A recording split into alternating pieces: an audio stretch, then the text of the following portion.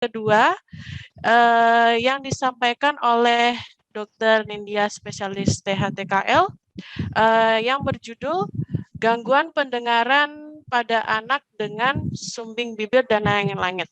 Sebelumnya saya akan bacakan dahulu untuk CV beliau. Nama lengkap beliau Dr. Nindya Sinta Rumastika, Magister Kesehatan, spesialis THTKL, pendidikan terakhir spesialis 1 di Fakultas Kedokteran Universitas Airlangga Surabaya. Kemudian untuk jabatan terakhir beliau sebagai staf pengajar di Fakultas Kedokteran Universitas Jember dan Rumah Sakit Daerah Dr. Subandi Jember. Kemudian alamat rumah beliau di Argopuro Barat, Jember. Untuk riwayat pendidikan beliau, SD Negeri 5 Patokan Situbondo tahun 1990, kemudian di SMP Negeri 1 Situbondo tahun 1993, di SMA Negeri 1 Situbondo tahun 1996, kemudian pendidikan S1 beliau di Universitas Airlangga tahun 2002, kemudian pendidikan S2 di Universitas Airlangga Surabaya tahun 2010, kemudian pendidikan untuk spesialis satunya di Universitas Airlangga Surabaya tahun 2018. Pekerjaan beliau riwayatnya sebagai PTT Pusat di FK Universitas Jember tahun 2003 sampai 2005, kemudian sebagai pegawai negeri sipil di FK Universitas Jember dan Rumah Sakit Daerah Dr. Subandi Jember tahun 2005 sampai sekarang. Untuk Dr. Nindya, kami persilahkan untuk menyampaikan materinya, Dok. Monggo, Dokter. Terima kasih banyak, Dr. Disa. Assalamualaikum warahmatullahi wabarakatuh. Bismillahirrahmanirrahim. Salam sehat dan sejahtera untuk semuanya. Terima kasih saya diajak bergabung di sini untuk memberikan pembahasan tentang penanganan bibir sumbing dan langit-langit. Cuman di sini saya akan lebih banyak menjelaskan, sharing tentang masalah pendengaran yang sering terjadi pada anak-anak dengan CLP ini. Saya share screen dulu.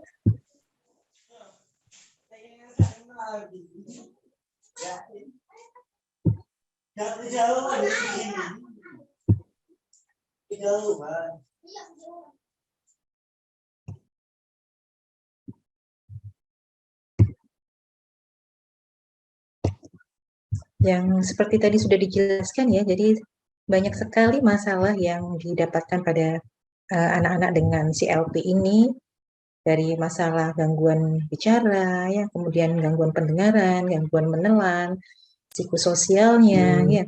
Jadi kita harus harus kolaborasi dengan berbagai profesi dalam penanganan CLP pasien ini.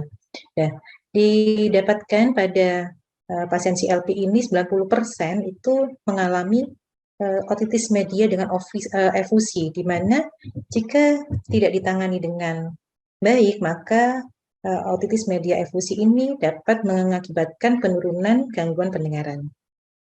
Jadi cairan pada middle ear atau kafum timpani ini pada pasien dengan otitis media efusi pada CLP pasien ini akan dapat meningkatkan resiko terjadinya infeksi pada kafum timpani, yaitu otitis media akut. Jika tidak ditangani secara baik, maka akan banyak terjadi komplikasi, salah satunya terjadi penurunan pendengaran yang secara permanen. Kita lihat pada diagram di sini, ini sekitar 80% dari seluruh pasien CLP ini mengalami komplikasi dari otitis media efusi yang kronis, yaitu adanya adesif, ya. Jadi ada perlengketan membran timpani dengan osikel yang pada kafum timpani itu secara yang berat. Kemudian di mana sekitar 2% di dalamnya itu memerlukan tindakan operatif, yaitu pembelian ventilasi tube atau bromed. Kita lihat pada di sini rata-rata gangguan pendengaran pada otitis media efusi pada pasien CLP ini derajatnya ringan. Nah, ringan itu maksudnya desibelnya antara 25 desibel sampai 40 desibel. Dengan pemeriksaan timpanogramnya itu didapatkan paling banyak adalah tipe B. Bagaimana proses CLP ini menjadi otitis media efusi? Karena kita tahu pada CLP ini ada gangguan, jadi ada disfungsi dari palatumnya, di mana palatum ini adalah insersi dari musculus tensor valli palatini, di mana musculus ini dia akan membuka ostium tuba Eustachius pada saat berbicara, pada saat menelan. Di mana tuba Eustachius ini mempunyai 3 fungsi, yaitu yang pertama ventilasi, kemudian yang kedua drainase, dan yang proteksi. Ventilasi ini artinya di mana tuba Eustachius ini akan menyamakan tekanan dari vakum timpani dengan tekanan atmosfer di luar, rata-rata 1 atm. Kemudian drainase ini artinya drainase ini akan membuang sekret-sekret pada vakum timpani, karena vakum timpani ini umumnya bersifat steril. Jadi kalau ada sekret-sekret pada vakum timpani, maka dengan bantuan mucociliary system akan dibuang ke nasofaring, bisa berupa pilek atau bisa berupa batuk. Pada fungsi proteksi di sini, jadi pada keadaan yang tuba Eustachius yang di bagian lateral, yaitu lipas cartilago itu, dia dalam keadaan normal secara tertutup. Kemudian dia membuka pada saat menelan dan berbicara. Sehingga ini dapat mencegah adanya sekret dari nasofaring masuk ke vakum timpani. Pada anak-anak memang sering terjadi otitis media dengan ofusi, karena pada anak-anak vakum timpani ini yang dihubungkan dengan tuba Eustachius pada nasofaring ini, tuba Eustachiusnya itu bersifat lebih pendek, sekitar setengah dari panjang dewasa, jadi kira-kira 18 sampai 20 meter. Kemudian di mana sudutnya juga lebih horizontal, jadi sekitar 10%. Padahal kalau pada dewasa bisa sampai 45 derajat. Sehingga pada anak-anak, sekret dari nasofaring ini gampang sekali masuk pada vakum timpani melalui tuba Eustachius. Nah, inilah yang terjadi pada pasien-pasien dengan CLP. Jadi ada gangguan pada insersi dari musculus tensor valli palatini, sehingga terjadi disfungsi dari tuba Eustachius. Nah, disfungsi tuba Eustachius sehingga tuba tidak dapat membuka pada saat kita menelan dan berbicara, maka dalam keadaan tersebut membuat vakum timpani menjadi vakum. Nah, vakum di sini karena adanya difusi dari nitrogen dan oksigen dari vakum timpani menuju ke mukosa, sehingga akan membuat tekanan negatif pada vakum timpani, sehingga terjadilah transudasi dari mukosa ke dalam vakum timpani. Nah, dari akumulasi cairan efusi ini dapat meningkatkan resiko untuk terjadinya proliferasi bakteri, sehingga akan menimbulkan masalah baru, yaitu dapat menyebabkan otitis media akut. Otitis media efusi ini cukup banyak menyebabkan gangguan pendengaran pada anak-anak, terutama pada anak-anak yang di bawah dari 10 tahun. Jadi kalau anak-anak dengan gangguan speech delay, memang harus kita cari penyebabnya, adakah gangguan pendengaran di sana yang mempengaruhi gangguan dari bicara. Otitis media efusi ini dapat menyebabkan gangguan pendengaran yang tipe konduksi. Konduksi yang tipe ringan, yang derajat ringan, kira-kira dengan rata-rata 2,7 desibel. Tetapi jangan lupa, bisa saja otitis media efusi yang kronis ini dapat menyebabkan tipe yang sensori neural. Karena apa? Karena pada yang tipe otitis efusi yang kronis itu didapatkan prostaglandin dan leukotriene, di mana mediator ini dapat melintasi foramen rotundum ya, sehingga menyebabkan gangguan koklea. Nah, gangguan koklea ini yang dapat menyebabkan gangguan pendengaran yang bersifat sensori neural. Pada anak-anak dengan otitis media efusi, keluhannya sepertinya memang kalau kita tidak konsen ya, tidak perhatian dengan anak-anak itu nggak jelas ya, karena terjadi adanya gangguan penurunan pendengaran, biasanya kalau dipanggil apa itu namanya tidak respon, kemudian kalau nyalakan TV biasanya keras gitu ya. Nah, itu patut dicurigai bahwa terjadi gangguan pendengaran pada anak tersebut. Kemudian juga kadang disertai oleh adanya seperti telinga terasa buntu, ada rasa berdenging pada telinga. Dan jarang didapatkan gangguan otalgi atau nyeri pada telinga. Jika didapatkan gangguan otalgi atau nyeri pada telinga, harus dikhawatirkan atau dicurigai bahwa ini sudah terjadi komplikasi adanya inflamasi atau infeksi yang dapat menyebabkan otitis media akut. Pada pemeriksaan fotoendoskopi pada otitis media efusi, kita dapat menemukan banyak sekali variasi. Paling ringan biasanya didapatkan Harewood level. Harewood level berarti di sana didapatkan ada batas antara udara dan cairan, karena seharusnya normal pada kafum timpani itu didapatkan ini ya, apa itu namanya? Tidak ada udara. Ini kita lihat membran timpani yang normal, ya. Kita lihat di sini ini sekilas ini adalah tulang pendengar yang malleus, ya. Ini pons processus, ini kemudian short processus, ya. Kemudian ini ada umbu dan ini refleks cahaya. Di sini ada sekilas kita lihat bayangan infus. Nah, pada otitis media efusi yang ringan itu biasanya didapatkan adanya retraksi. Retraksi itu karena ada peningkatan tekanan, ya, penurunan tekanan pada kafum timpani sehingga akan menarik osikel tersebut ke dalam kafum timpani. Maka yang terlihat adalah prosesus brevisnya ini, short processusnya itu lebih menonjol. Kemudian didabelkan bubble-bubble, ya, air bubble, dan dapatkan Harewood level. Pada yang kronis, ya, semakin lama maka akan terjadi perubahan warna pada membran timpani yang seharusnya putih seperti mutiara, kita akan melihat bahwa ini membran timpaninya ini suram dan pergerakannya akan terhambat. Ya, ini penuh dengan cairan. Ya, cairan itu dan tidak didapatkan tanda-tanda radang. Kalau didapatkan tanda-tanda radang, berarti otitis media efusi itu sudah memberikan komplikasi berupa otitis media yang akut. Pada keadaan yang lebih kronik lagi, nah ini sudah ada komplikasi, ya. Ini berupa ada retraksi potentif, di mana di sini ada terjadi atelektasis, maka akan lebih menarik, atelektasis dia akan menarik dan menempel pada tulang-tulang pendengaran sampai kita masuk sampai ke daerah infus, ya.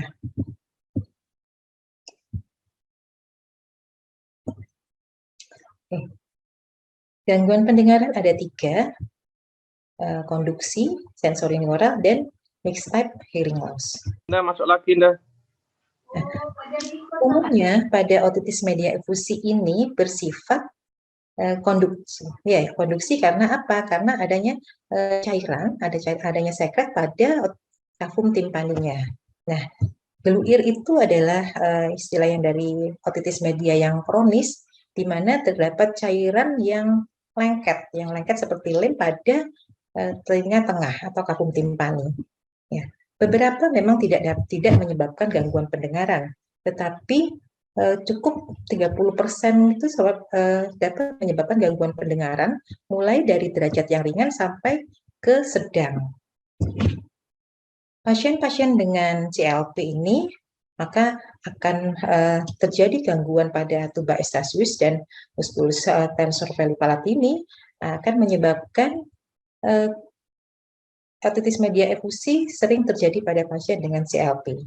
Maka pasien-pasien dengan CLP ini harus diobservasi karena dengan keadaan CLP-nya ini akan menyebabkan otitis media efusi ini lebih lama terjadi daripada pada anak-anak yang normal. Sensory neural hearing loss bisa terjadi pada CLP? Bisa, karena pada CLP ini kalau memang dia berupa sindrom dari bisa berupa Van der Waals syndrome ini, nah itu juga selain didapatkan gangguan kongenital berupa CLP ini, tetapi juga didapatkan ada gangguan pendengaran dalam pasien ini, dan itu ditemukan pasiennya jenis gangguan pendengarannya adalah sensori neural.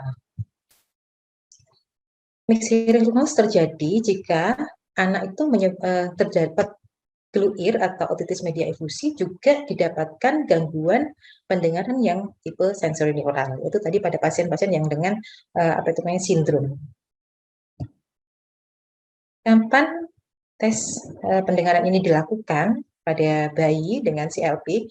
Kita memang ada program dengan pasien-pasien dengan bayi yang resiko tinggi, salah satunya dengan CLP itu akan dilakukan screening test itu pada saat lahir sampai usia 3 bulan, di mana dalam usia 3 bulan itu kita sudah harus diagnosis dan harus bisa melakukan tata laksana.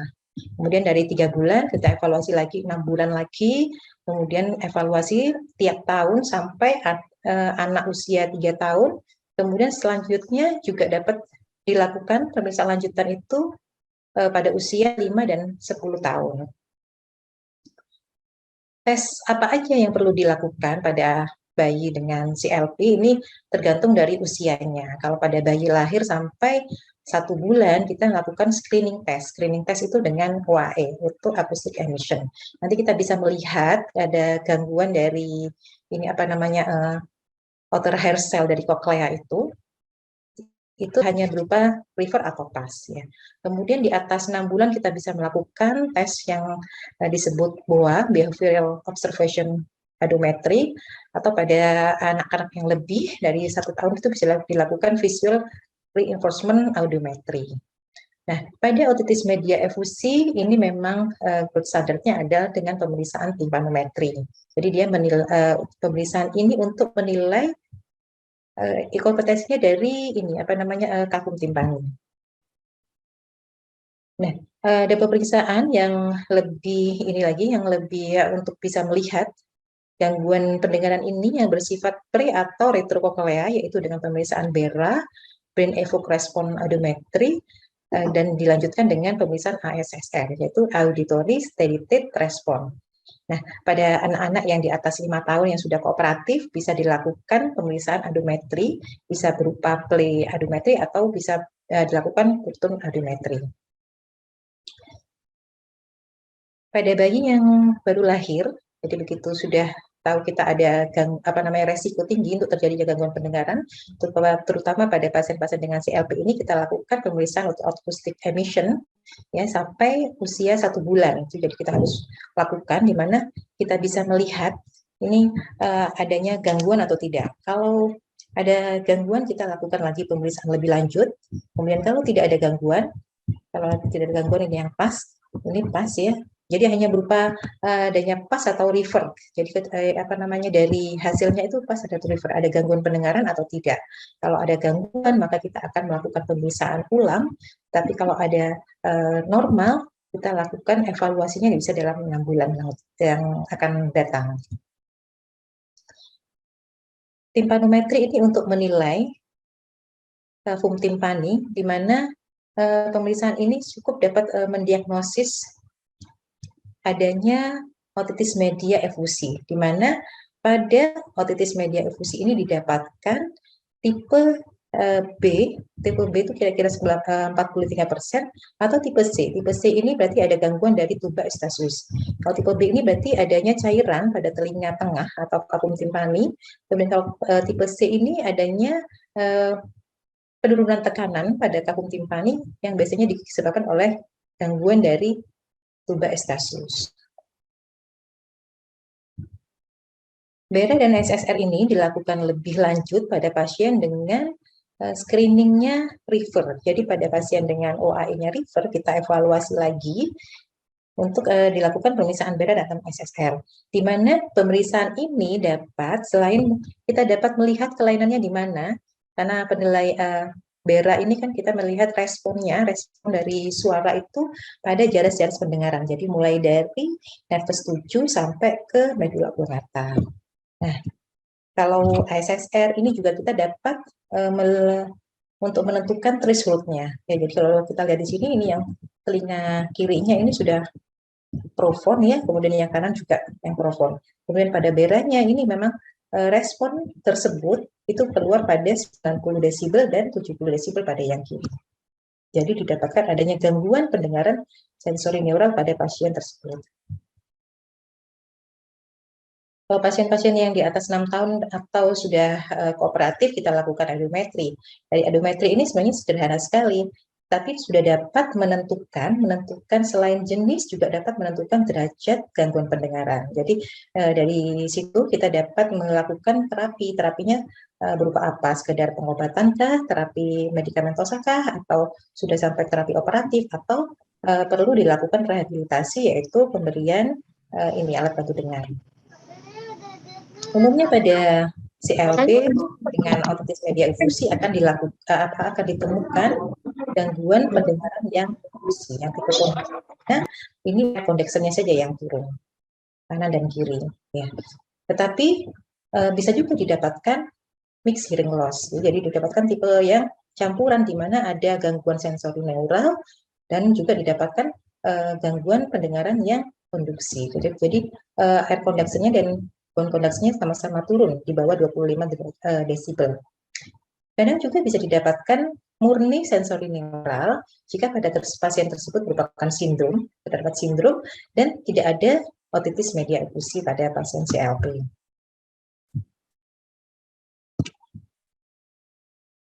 Derajat gangguan pendengaran berdasarkan International Standard Organization ini kita menentukan selain adanya tadi tipenya, berarti kita menentukan juga derajatnya.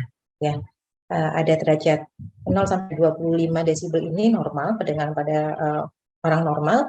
Kemudian yang 25 sampai 40 desibel kita katakan gangguan pendengaran yang ringan. 40 sampai 55 ini moderate, gangguan pendengaran yang moderate. Kemudian 55 desibel sampai 70 ini yang moderate severe, jadi gangguan sedang berat. Di atas 70 sampai 90 desibel ini termasuk yang berat, sedangkan di atas 90 ini profound, jadi apa itu namanya, sangat berat.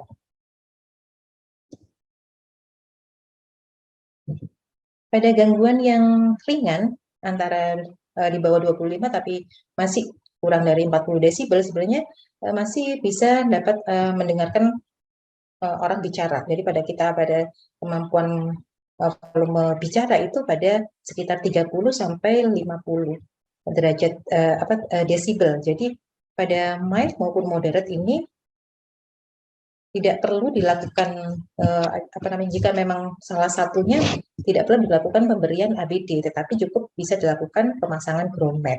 Tapi kalau sudah sampai ke sedang berat moderate severe karena tidak bisa lagi mendengarkan volume percakapan, ya, maka kita biasanya menyarankan pada pasien itu juga akan diberikan pemberian ABD, ada alat bantu dengar.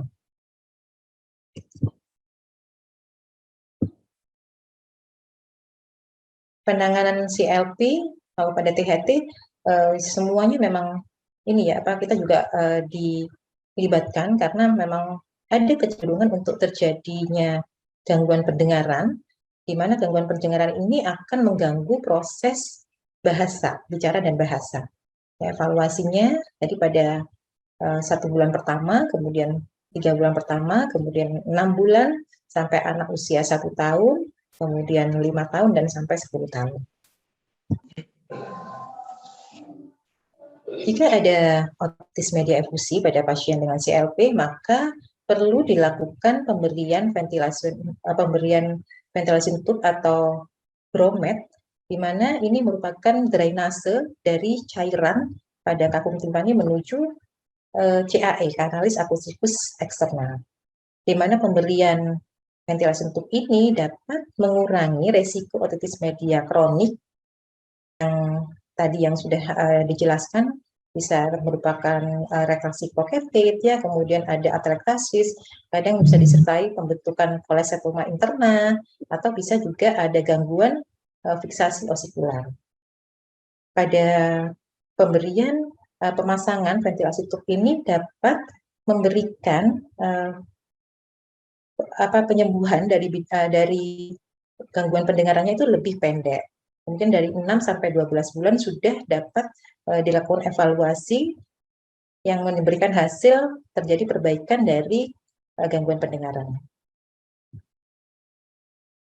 Antara pemakaian pemberian ventilasi tube dan pemberian hearing aid atau ABD ini memang kita harus melihat dari berbagai unsur, terutama dari kita harus melibatkan dari audiologi, jadi adanya gangguan pendengaran yang kurang dari 25 desibel, terutama bilateral.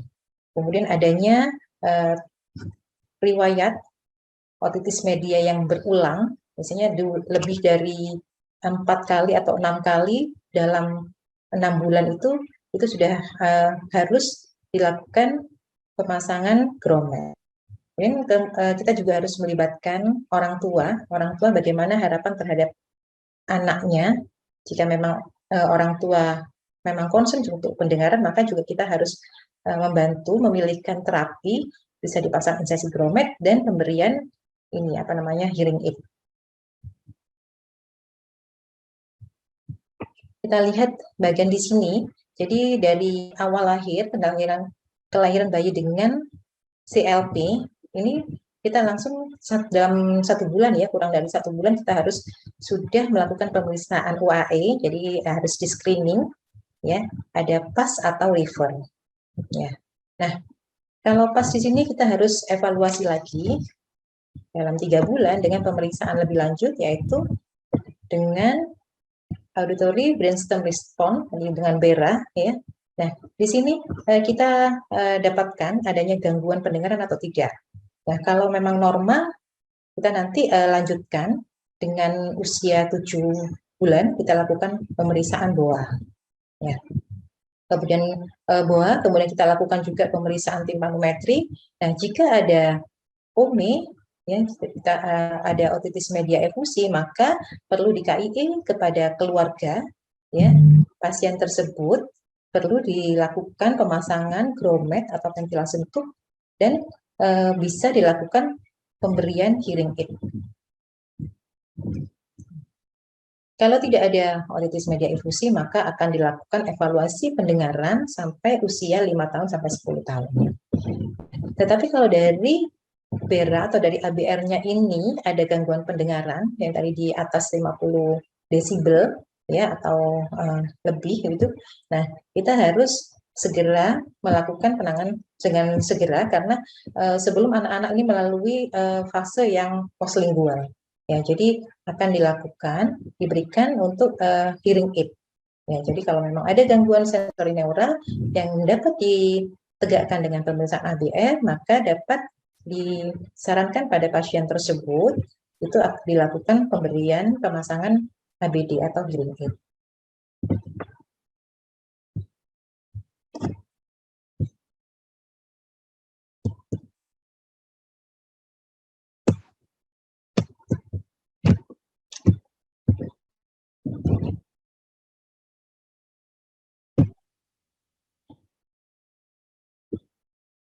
Tata laksana pada otitis media efusi ini dapat meliputi pemberian obat-obatan, jadi dilakukan pemberian profilaksis antibiotik untuk mencegah terjadinya otitis media akut, kemudian diberikan juga steroid untuk mencegah untuk mengatasi peradangannya, antihistamin kalau memang ada faktor alergi di situ, kemudian pemberian dekongestan untuk membuka tuba, dan mukolytik untuk membantu fungsi mukosilär sistemnya.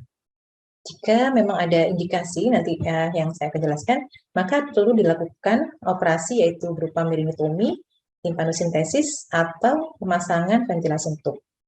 Nah, setelah itu jika memang masih tetap gangguan pendengarannya bersifat persisten, maka akan diberikan alat bantu dengar atau hearing aids, dan selanjutnya tetap akan kita kontrol dengan dilakukannya terapi, yaitu terapi fungsi pendengaran, jadi terapi mendengar dulu, kemudian baru dilakukan terapi wicara, speech therapy.